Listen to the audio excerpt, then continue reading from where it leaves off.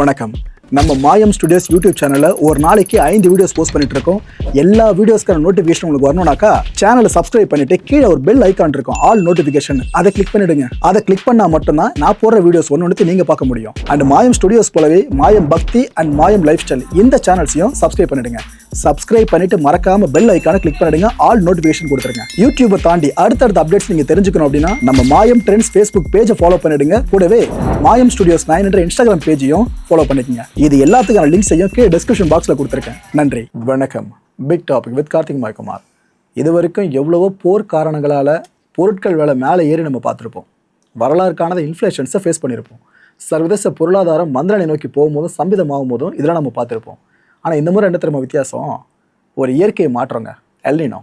இதனால் நாம் இது வரைக்கும் இல்லாத இன்ஃப்ளேஷனை பார்க்க போகிறோன்னு பல பேரும் நம்மளை எச்சரிக்க ஆரம்பிச்சிட்டாங்க. அதுவும் நீங்கள் இப்போ 1 கிலோ காய்கறி வாங்கிட்டு இருக்கீங்களா கடையில், அது இன்னும் கொஞ்சம் நாட்களில் எவ்வளோ வரைக்கும் மேலே போக முடியும்னு ஒரு எஸ்டிமேஷனும் வெளியாக இருக்குது. இது எல்லாத்தை பற்றி நான் முழுக்க பார்க்க போகிற நிகழ்ச்சிக்குள்ள போகலாம்.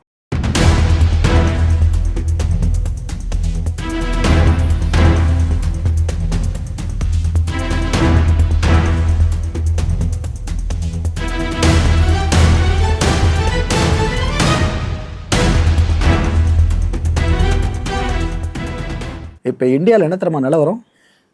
இதுதான். அதாவது ஆக்சுவலாக இந்த டைமில் மழை மேகங்கள் இந்தியாவில் முக்கால்வாசி பகுதிகளில் சூழ்ந்து நிற்கும். ஏன்னா ஆகஸ்ட்டு இருக்குமா, மாதம் ஆரம்பித்து ஓடிச்ச 10 நாள் இங்கே நிற்கும். ஆனால் இப்போ நிலைமையை பார்த்தீங்களா, இந்த ரெயின் க்ளவுட்ஸ்லாம் மாயமாக ஆரம்பிச்சிருக்கு. ரெயின் க்ளவுட்ஸ்லாம் ஆக்சுவலாக இதுதான் நடக்கும்னு சொன்னாங்க ஆய்வாளர்கள் முதல்லையே. ஏன்னா இது எல்னினோ காலகட்டம் மட்டும் இல்லை ராஜா, சூப்பர் எல்னினோ காலகட்டம் வேறு. இந்த மான்சூன் ரெயின் இருக்குல்ல, பருவமழை, இதுவே பொய்த்து போகிற வாய்ப்புகள் பெருசாக இருக்குன்னாங்களே. இது இப்போ அப்படியே வெளியே நடந்துட்டுருக்கு மக்களே. இந்த காட்சியை பார்க்குறப்ப நம்மளுக்கு அதுதான் புரியுது. அதில் ஸ்பெசிஃபிக்காக பே ஆஃப் பெங்கால் இருக்குல்ல, அங்கே இருந்த மேக கூட்டங்கள், மழை மேக கூட்டங்கள் கூட நகர ஆரம்பிச்சிருக்கு. இந்த அளவுக்கு எல்னினோ தன்னோட ஆட்டத்தை பெருசாக ஆட ஆரம்பிச்சிடுச்சு. அடுத்து நம்ம தமிழகம் சார்ந்து சொல்லணும்னா, நம்ம தமிழ்நாட்டில் மழை மேகங்கள் அப்படின்றதும் வெகுவாக சரிஞ்சிருக்கு. இந்தியாவுக்கு ஒட்டுமொத்தமாக நம்ம எப்படி பார்த்தோமோ கிட்டத்தட்ட இங்கே இருக்கா, இதை தாண்டி இங்கே பார்த்தீங்கன்னா பெருசாக பார்க்க முடியலையா, இதே சினாரியோ தான் ஒட்டுமொத்த தமிழ்நாட்டுக்கும் தெரியுது. ஹீட் அங்கேருந்து வருது அப்படின்னா, வார்ம் வாட்டர்ஸாக இருக்குது அப்படின்னா தலைவலி கொஞ்சம் பெருசாகல, அந்த இஷ்யூவோட தாக்கமாக தான் இங்கேயும் பார்க்க முடியுது. ஸோ ரெயின் க்ளவுட்ஸ் தமிழ்நாட்டுக்கு மேலேயும் பெருசாக இல்லை, மாயமாயிட்டுருக்கு. ஸோ எல்னினோ மான்சூனில் தாக்கத்தை ஏற்படுத்த ஆரம்பிச்சிடுச்சுன்றத இதை விட தெளிவாக சொல்ல முடியாது மக்களே. இப்போ உங்களுக்கு கிளியராக புரிஞ்சிருக்கும். ஆக்சுவலாக இதுக்கப்புறம் நாம் இந்த குறைந்த காற்றழுத்த தாழ்வு பகுதி, தாழ்வு மண்டலம், இந்த எல்பிஎஸ் லோ ப்ரெஷர் சிஸ்டம் சார்ந்தெல்லாம் செய்தியை கேள்விப்படுறது அரிதாக மாறிடும். ஏன்னா நாம் மழை சார்ந்து எதிர்பார்க்குற ஒன்று எப்படா இந்த காற்றழுத்த தாழ்வு பகுதி கடல் பகுதியில் உருவாகும் அப்படின்ட்டு. ஆனால் இதுக்கப்புறம் அந்த செய்தியே ரேராக கேட்போம். அப்படின்னா இந்த எல்னினோ தாக்கம் எவ்வளோ டீப்பாக போயிட்டு வேலையை காட்டுதுன்னு உங்களுக்கு தெளிவாக இப்போ புரிஞ்சிருக்கும். ஆக்சுவலாக இது இந்த அளவுக்கு இன்டென்ஸ் ஆகுதுல்ல எல்னினோ தாக்கம், இது எதை பாதிக்குதோ இல்லையோ இந்தியாவோட பொருளாதாரம் இருக்குல்ல, அது ரொம்ப கடுமையாக பாதிச்சிடும். எந்த அளவுக்குன்றத போக சொல்கிற மக்கள். S&P குளோபல் ரேட்டிங்ஸ் இருக்காங்களே, இவங்க என்ன தெரியுமா இப்போ கணிச்சிருக்காங்க, எல்னினோவால் விலை உயர்வுகள் உச்சத்தை தொடப்போதுன்னு சொல்கிறாங்க. இந்தியாவில் இந்திய குடும்பங்கள் ரொம்ப கடுமையாக பாதிக்கப்படும். வறட்சியால் விவசாய உற்பத்தி குறையலாம்னு சொல்கிறாங்க. அதாவது வறட்சி ஏற்படாமல் இருக்கணும்னா தண்ணி வேணும், தண்ணி நிறைய இருக்கணும்னாக்கா மழை பெய்யணும், அந்த மழையும் பருவமழை பொய்க்காமல் பெய்யணும். இட் மீன்ஸ் ஒரு ஸ்பேன் ஆஃப் டைமுக்குள்ளே ஒரு 3 மாதம் வரைக்கும் இயல்பாக பெய்கிற சீரான மழைக்கும் ஒரு 3 நாளில் மழை வெளுத்து வாங்குறதுக்கு வித்தியாசம் இருக்குது. ஏன்னா அந்த 3 நாள் மட்டும் தான் மழை பெய்யும், அதுக்கப்புறம் ஃபுல்லாக மழையே பார்க்க முடியாமல் போயிடும். வித்தியாசம் பெருசாக இருக்கா? திடீர்னு வெள்ளப்பெருக்கு பெருசாக ஏற்பட்டால் நீர் எங்கே நம்ம பெருசாக சேமிச்சு வைக்க முடியும்? கடலில் தான் வீணாக கலக்கும். இவ்வளோ தலைவலிகள் இருக்குது. இது நடந்துச்சுனாக்கா விவசாயம் எங்கேருந்து ஒழுங்காக செடிக்கும்? மழை இல்லாமல் உற்பத்தி கடுமையாக குறையல, அதோட தாக்கம் தான் விளைபொருட்கள் பெருசாக கிடைக்காம போயிடும். விளைபொருட்கள் மார்க்கெட்டுக்கு வரலன்னா இப்போ அந்த பொருட்களுக்கு டிமாண்ட் அதிகமாகிடுச்சுன்னா ஆட்டோமேட்டிக்காக ப்ரைஸ் மேலே போயிடும்ல, அதுதான் சொல்கிறாங்க. வறட்சியால் விவசாய உற்பத்தி குறையலாம், இந்திய குடும்பங்கள் ரொம்ப கடுமையாக பாதிக்கப்படலாம், விளைச்சல் குறையிறதால பணவீக்கம் அதிகரிக்கும்ன்றாங்க. இப்போ நீங்கள் 1 கிலோ கேரட்டை இப்போது ஒரு எக்ஸாம்பிளுக்கு சொல்கிறேன், ஒரு 100 ரூபாய்க்கு வாங்குறீங்கன்னு வைங்க. எல்னினோ தாக்கம் பெருசாக மாற விளைபொருள் விவசாயம் சார்ந்து பெருசாக அடிவாங்க. 1 கிலோ கேரட்டை 500 ரூபாய் மார்க்கெட்டில் விற்றா வாங்குவீங்களா? ஆனால் இது தேவை அப்படின்னா அந்த பணத்தை கொடுத்து வாங்கும் ஆட்கள் ரெடியாக இருப்பாங்க. ஸோ பொருளோட விலைன்றது பீக்கில் போதா, ஆனால் பொருளோட குவான்டிட்டி சேம் தான். இந்த இன்ஃப்ளேஷன் இருக்குல்ல, இது ரொம்ப பெருசாக மாறுன்றாங்க. வரலாறு காணாத விலைவாசி உயர்வை கூட நம்ம ஃபேஸ் பண்ணலான்றாங்க இந்த முறை. மக்களே போர் சார்ந்து நம்ம இந்த பயத்தை கொள்ளுவோம்.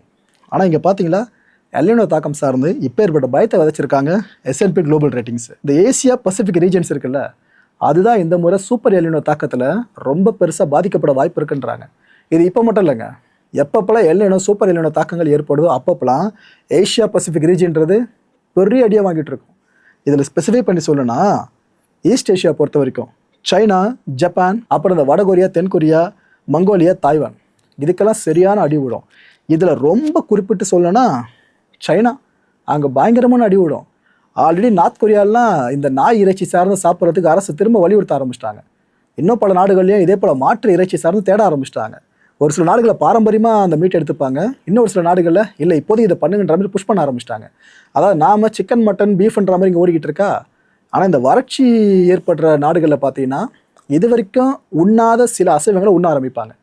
இதுக்கு முன்னாடி கைவிட்ட அசைவங்களை திரும்ப உண்ண ஆரம்பிப்பாங்க. அது போல் சினாரியோ அதிகரிக்க ஆரம்பிச்சிருக்கு. சவுத் ஈஸ்ட் ஏஷியாவில் பார்த்தீங்கன்னா Indonesia, Thailand, Vietnam, Malaysia, Philippines, Singapore, Cambodia, Myanmar, Laos, Brunei, Timor Leste, இத்தனை பகுதிகளும் எந்த மாதிரி அடி வாங்க வாய்ப்பு இருக்குது.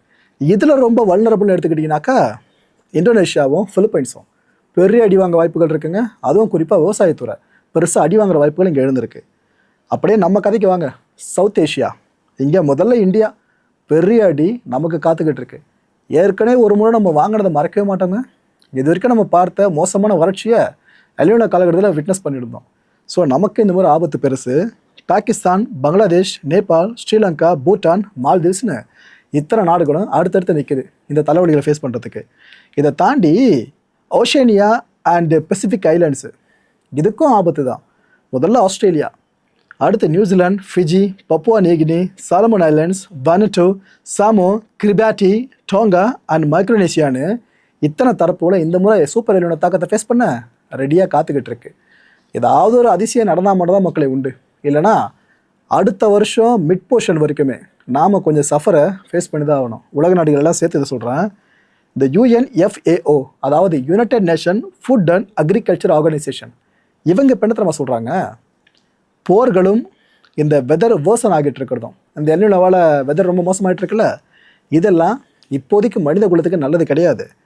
ஏன்னா ஃபுட் ப்ரைஸஸ் இருக்குல்ல, அதெல்லாம் கடந்த 3 வருஷத்தில் இல்லாத அளவுக்கு ஆல்ரெடி பீக்குக்கு போயிடுச்சு. இது வேற பத்தாதுன்னு இந்த போர்களும் இன்னொரு பக்கம் எல்னினோ தாக்கமும் பெருசாக கோதுமை, சமையல் எண்ணெய், சர்க்கரை, இது போல் நிறைய உணவுப் பொருட்கள் விலை ரொம்ப பெரிய அளவுக்கு உயரத்துக்கு போகும்.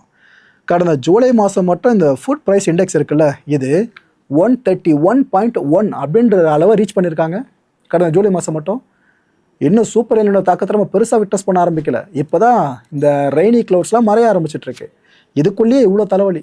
இதுக்கப்புறம் என்னென்ன நடக்க போதும். இந்த அமெரிக்காவை பேஸாக கொண்ட மாபி ரிசர்ச் இருக்குல்ல, அதோட ரிசர்ச் ஹெட்டான மைக்கேல் ஃபெராரி, இவர் இப்போ என்ன தெரியுமா சொல்கிறாரு, இந்த எல்னினோ காம்பவுண்ட்ஸ் இருக்குல்ல, இதனால் குளோபல் கமாடிட்டி மார்க்கெட்டில் ஒரு பெரிய ரிஸ்க் ஏற்பட்டிருக்குப்பா.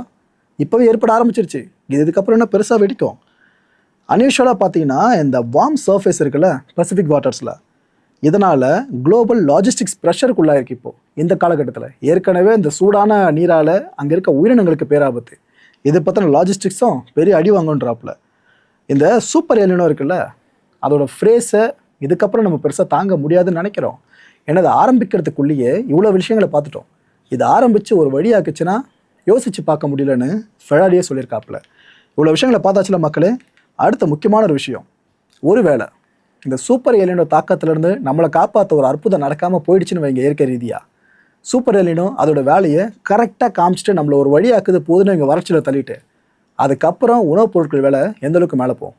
அது சார்ந்து ஜஸ்ட்டு ஒரு எஸ்டிமேஷனை மட்டும் போடுவோமே, இதுதான் நடக்க போதுன்னு திட்டவட்டமாக சொல்லலை.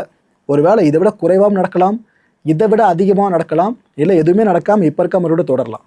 அது இயற்கையோட கையில் தான் இருக்குது. இந்த சூப்பர் எல்னினோ தாக்கம் பெருசாக வெடிச்சது அப்படின்னா, இப்போ அவரைக்காய் நம்ம 1 கிலோ 100 ரூபாய்க்கு வாங்கிட்டு இருக்கோன்னு வைங்க, இது சூப்பர் எல்னினோ தாக்கத்துக்கு பிற்பாடு 300 ரூபாய்க்கு நிற்கும் 1 கிலோ அவரைக்காய் விலை. நெல்லிக்கனி 1 கிலோ 90 ரூபானா அது 280 ரூபா கொடுத்து வாங்குவோம். கத்திரிக்காய் 1 கிலோ இப்போ 50 ரூபாய்க்கு வாங்குறோன்னா அதை 150 ரூபாய்க்கும், தக்காளி இப்போ 30 ரூபா 1 கிலோன்னு வாங்குறோன்னாக்கா 500 ரூபா கொடுத்து வாங்குற நிலைமை ஏற்படலாம். தக்காளி வெங்காயம் நம்மளை எப்போவுமே செய்ய காத்துக்கிட்டே இருக்கும். ஒரு இயற்கை காரணம் கட்சியாக போதும் செஞ்சிடும். அதுபோல் காரணமாக தான் இப்போ பார்க்க முடியுது. கேரட் 1 கிலோ 70 ரூபானா இந்த சூப்பர் எல்னினோ ருத்ரதாண்டவ டைமில் 290 ரூபா கொடுத்து வாங்கலாம். முருங்கைக்காய் இப்போ 1 கிலோ 65 ரூபானா அது 270 ரூபாய்க்கு வரைக்குமோ. வெங்காயம் இப்போ 80 ரூபாய் 1 கிலோ. ஆனால் சூப்பர் எலினோ வேலையை காமிச்சிது 600 ரூபா கூட ஆகலாங்க 1 கிலோ வெங்காயம். உருளைக்கிழங்கு இப்போ 75 ரூபா கொடுத்து வாங்குறோம் 1 கிலோ. அது நம்ம சூப்பர் எலினோ தாக்கத்தால் 320 ரூபாயை கடந்தாலும் ஆச்சரியப்படுத்திக்கல. இந்த உணவுப் பொருட்களும் கிட்டத்தட்ட பெட்ரோல் டீசல் மாதிரி தான். அதாவது பெட்ரோல் டீசல் விலை ஏறுது அப்படின்னா எல்லா பொருட்கள் விலை ஏறும். கவனிச்சிருக்கீங்களா? ஏன்னா எல்லா பொருட்களையும் நம்ம உற்பத்தி பண்ணிடலாம், தயாரிச்சிடலாம். அது இன்னொரு இடத்துக்கு கொண்டு போகணும்ல, அதுக்கு வாகனங்கள் தேவையில்ல, அந்த வாகனம் ஓட பெட்ரோல் டீசல் தேவையில்ல. ஸோ இதனால தான் பெட்ரோல் டீசல் விலை ஏறுச்சுன்னா எல்லாத்துக்கும் விலை ஏறும். இதே மாதிரி தான் விவசாயம் சார்ந்த விளைச்சல் பொருட்கள் இருக்குல்ல, அதுக்கு டிமாண்ட் அதிகமாக இருப்பேன். ஏன்னா தண்ணி இல்லைன்னா பொருட்கள் பெருசாக கிடைக்காது, டிமாண்ட் இன்க்ரீஸ் ஆகல. அப்போ ஹோட்டல்ஸில் என்ன ஆகும், மெனு கார்டே மாத்திர மாதிரி நிலைமை ஏற்படும். டபுள் மடங்கு ட்ரிபிள் மடங்கு ரேட்டை கூட மேபி அவங்க ஃபிக்ஸ் பண்ணலாம். இது வரைக்கும் நடக்கலை. ஆனால் கேஸ் சிலிண்டர் விஷயத்தில் கொஞ்சம் நம்ம பார்த்துருந்தோம். அதை இதுக்கப்புறம் சூப்பர் என்னோட வேலையை காமிச்சதுன்னா ஹியூஜான ஒரு ப்ரைஸ் ஹீட்டை நம்ம பார்க்க வாய்ப்பு இருக்குது ஹோட்டல்ஸ்லேயே. உதாரணத்துக்கு சென்னையில் இப்போ ஒரு கடைக்கு போயிட்டு ஒரு பிளேட் இட்லி இல்லைனா ஒரு பிளேட் தோசை சாப்பிட்றோன்னா ஆவரேஜாக 40 ரூபா ஆகுமா. இதை சூப்பர் எலினோட வேலையை காமிச்சிருச்சுன்னா அந்த டைமில் 200 ரூபா கொடுத்து ஒரு பிளேட் இட்லி ஒரு பிளேட் தோசையை சாப்பிட்ற வாய்ப்பு ஏற்படலாம். இதே பெரிய பெரிய ஹோட்டல்ஸில் அப்போ எவ்வளோ தூரம் போகும் பாருங்கள். ஒரு வடை ஒரு 20 ரூபா அதிகபட்சம் விலைன்னு வச்சுக்கோங்க, மெது வடை ஒன்று. அது என்னென்ன காலகட்டத்தில் அது ரொம்ப அடி நம்மளை அடிக்கும் போது 100 ரூபாய் கிராஸ் பண்ணலாம். மீல்ஸு மதியானம் மீல்ஸ் அடிக்கிறோன்னு வைங்க, அதுன்னு ஒரு தள்ளுவண்டி கடைக்கு போனால் 50 ரூபாய்க்குள்ளே முடிச்சிட முடியுமா? அங்கேயும் ஒரு 250 ரூபாய்க்கு மேலே போனால் எப்படிங்க இருக்கும்? இதுதான் சொல்கிறேன். விளைபொருட்கள் டிமாண்ட் அதிகமாக நாம் சாப்பிட்ற ஃபைனல் அவுட் ஆன அந்த உணவுப் பொருட்கள் இருக்குல்ல, அந்த விலை மேலே போயிடும். இவ்வளோ விஷயங்கள் இருக்குது. எல்லாம் எங்கேயோ ஏற்படுற விஷயம், யாரை பற்றியே பேசுகிறோன்னு நினைக்காதீங்க. நம்ம டைரெக்டாக அஃபெக்ட் ஆகும்போது தான் இதெல்லாம் தெரியும். அஃபெக்ட் ஆகிறதுக்கு முன்னாடியே உங்களுக்கு அலர்ட் பண்ணுற அவ்வளோதான் மக்கள். அரசுக்கிட்ட பழைய திட்டங்கள் கண்டிப்பாக இருக்கும், நான் இல்லைன்னு சொல்லலை. எலினோ சூப்பர் எலினோட தாக்கத்தை எப்படி நம்ம ஃபேஸ் பண்ணுறது, அந்த அப்டிகல்ஸை தாண்டி வருது, எல்லா ஐடியாஸ் இருக்கும், நான் இல்லைன்னு சொல்லலை. ஆனால் காலம் மாற சூப்பர் எலினோட தாக்கமும் மாறிக்கிட்டே இருக்குது. கிட்டத்தட்ட கொரோனா வைரஸ் மாதிரி தான். முதல்ல ஒரு வேரியண்ட் வர்றப்ப நம்ம ஒரு மாதிரி ஆகிட்டோம். அதுக்கப்புறம் புதுசு வேரியண்ட்டாக வந்து நம்மளை வச்சு செய்ய ஆரம்பிச்சதில் அதே போல தான் இயற்கையும் மாறிக்கிட்டு இருக்கு, தகவல் வச்சுக்கிட்டு இருக்கு. ஃபுல்லாக மனுஷங்களுக்கு எந்த அளவுக்கு டார்ச்சர் பண்ணலான்னு, ஏன்னா நாம் இயற்கையை போட்டு செஞ்சிருக்கோம்ல, அது பதிலுக்கு செய்ய ஆரம்பிச்சுட்டு இருக்கு. இதுக்கு ஏற்ற மாதிரி புதுவிதமான முடிவுகளை அரசு எடுத்தே ஆகணும். இது வரைக்கும் இந்த எலினோ சார்ந்த தாக்கங்களை ஃபேஸ் பண்ணுறதுக்கு ஐடியாஸ் வச்சுருக்காங்களே, அதை புது ஐடியாஸால் கொஞ்சம் ரீப்ளேஸ் பண்ணால் சிறப்பாக இருக்குங்க. இந்த கான்டென்ட்டை பொறுத்தவரைக்கும் நாமளாக சிந்திக்க வேண்டியது ஒரே ஒரு விஷயந்தான். விவசாயத்தோட மகத்துவம் இருக்குல்ல, இது இப்போயாச்சும் புரிய வரும் பல பேருக்கும். ஏன்னா உலகத்தில் வேறு எதுக்கெல்லாம் நீங்கள் மாற்றம் கொண்டு வந்துடலாம், ஆனால் விவசாயம் பண்ணி தான் உணவுப் பொருட்களை கொண்டு வர நிலைமை இருக்குல்ல, இதுக்கு என்ன ஆல்டர்னேட்டிவ் உங்களால் கொண்டு வர முடியும்? லைஃப்பில் மாத்திரை போட வாழ்ந்துட முடியுமா என்ன? அதுக்கு வாய்ப்பே இல்லை. ஸோ உணவுக்கு மாற்றே கிடையாதுன்றது இப்போ தெளிவாக பல பேருக்கு புரிய வந்திருக்க. விவசாயத்தோட மகத்துவமும் தெரிஞ்சிருக்கும். பாருங்கள், எலினோ சார்ந்து இவ்வளோ கெட்டதை சொல்லிட்டு கடைசியில் ஒரு நல்லதுக்கிட்ட வந்து முடிகிற மாதிரி இருக்குது. அடுத்த நிகழ்ச்சி சந்திக்கலாம். நன்றி, வணக்கம். நம்ம மாயம் ஸ்டுடியோஸ் யூடியூப் சேனலில் ஒரு நாளைக்கு 5 வீடியோஸ் போஸ்ட் பண்ணிட்டு இருக்கோம். எல்லா வீடியோஸ்க்கான நோட்டிஃபிகேஷன் உங்களுக்கு வரணும்னாக்கா சேனலை சப்ஸ்கிரைப் பண்ணிட்டு கீழே ஒரு பெல் ஐக்கான் இருக்கும், ஆல் நோட்டிஃபிகேஷன், அதை கிளிக் பண்ணிடுங்க. அதை கிளிக் பண்ணால் மட்டும்தான் நான் போடுற வீடியோஸ் ஒன்று நீங்கள் பார்க்க முடியும். அண்ட் மாயம் ஸ்டுடியோஸ் போலவே மாயம் பக்தி அண்ட் மாயம் லைஃப் ஸ்டைல் இந்த சேனல்ஸையும் சப்ஸ்கிரைப் பண்ணிடுங்க. சப்ஸ்கிரைப் பண்ணிட்டு மறக்காம பெல் ஐக்கானை கிளிக் பண்ணிடுங்க, ஆல் நோட்டிஃபிகேஷன் கொடுத்துருங்க. யூடியூபை தாண்டி அடுத்தடுத்த அப்டேட்ஸ் நீங்க தெரிஞ்சுக்கணும் அப்படின்னா நம்ம மாயம் ட்ரெண்ட்ஸ் ஃபேஸ்புக் பேஜை ஃபாலோ பண்ணிடுங்க. கூடவே மாயம் ஸ்டுடியோஸ் 9 என்ற இன்ஸ்டாகிராம் பேஜையும் ஃபாலோ பண்ணிக்கங்க. இது எல்லாத்துக்கான லிங்க்ஸையும் கீழே டிஸ்கிரிப்ஷன் பாக்ஸ்ல கொடுத்துருக்கேன். நன்றி.